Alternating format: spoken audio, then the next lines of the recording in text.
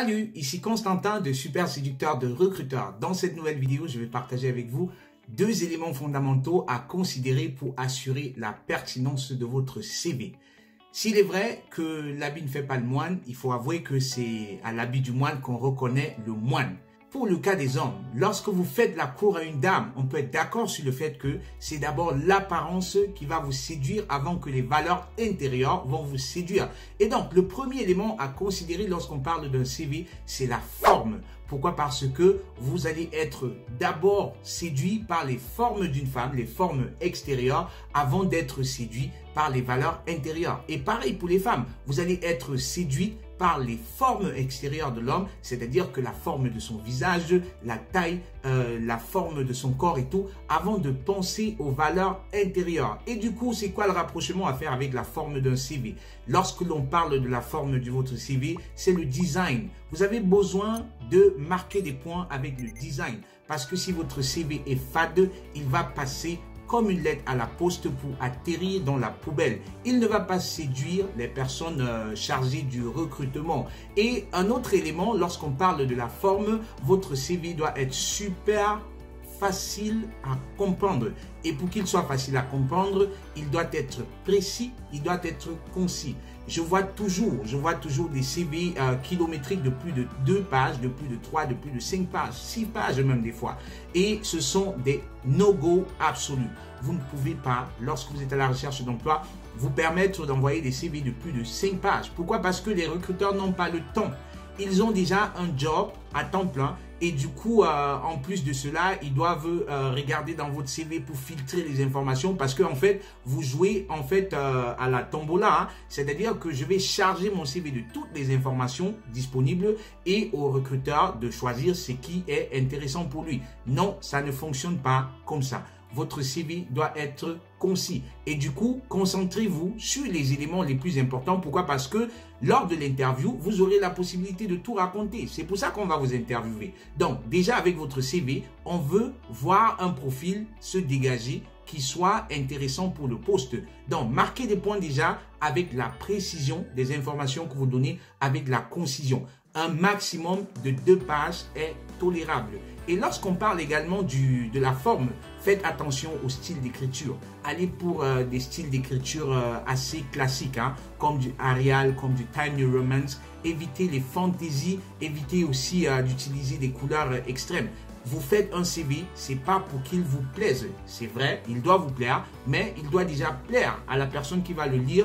Et pour que cela plaise à la personne qui va le lire, il doit être agréable à lire. Ça veut dire que vous devez penser à des espaces. Il faut qu'il y ait assez d'espace dans votre CV. Il faut que votre CV soit facile à scanner.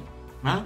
Et une fois que dans la forme, les recruteurs sont séduits, voilà, ils vont penser au fond. Et là, entre le deuxième élément fondamental, c'est le fond. Quand on parle de fond, c'est qu'est-ce que vous avez fait réellement qui prouve que vous êtes un candidat pour le poste.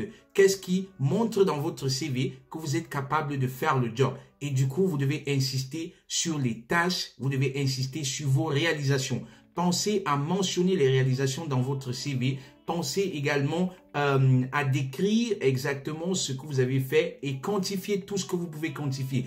Utilisez les mots-clés. Misez sur les mots-clés parce que de nos jours, on utilise l'intelligence artificielle pour filtrer les candidats. C'est-à-dire que la première étape, dites-vous que sur une demande d'emploi, on peut avoir plus de 1000 candidats, hein, on peut avoir plus de 500 demandes.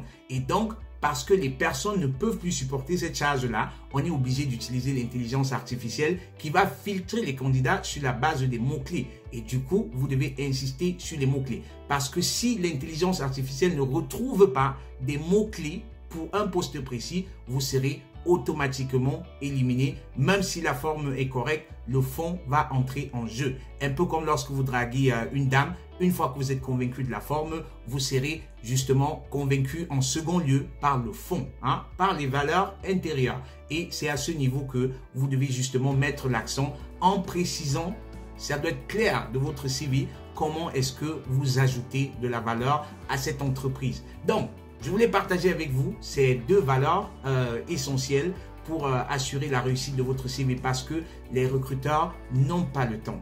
Et du coup, vous devez déjà miser sur votre CV, sur la forme et sur le fond parce que le CV, c'est le premier point de contact avec les entreprises et parce que la première impression est celle qui compte le plus. Si vous maximisez sur la forme et sur le fond, vous augmentez vos chances d'être invité à un entretien dans lequel vous serez justement capable de donner tous les détails.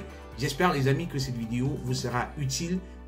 Appliquez ces conseils et si vous avez besoin d'être accompagné, si vous ne savez pas comment faire, confiez-nous, déléguez-nous la rédaction de votre CV et nous allons rédiger pour vous un CV poignant, un CV qui en très peu de temps peut captiver l'attention des recruteurs, un CV qui en très peu de temps va vous démarquer de la masse des candidats et maximiser vos chances. SSR, pour te remettre du chômage et retrouver la passion, la créativité, l'engagement et enfin le résultat. Une seule nouvelle rencontre, tu changes dans ta carrière avec SSR.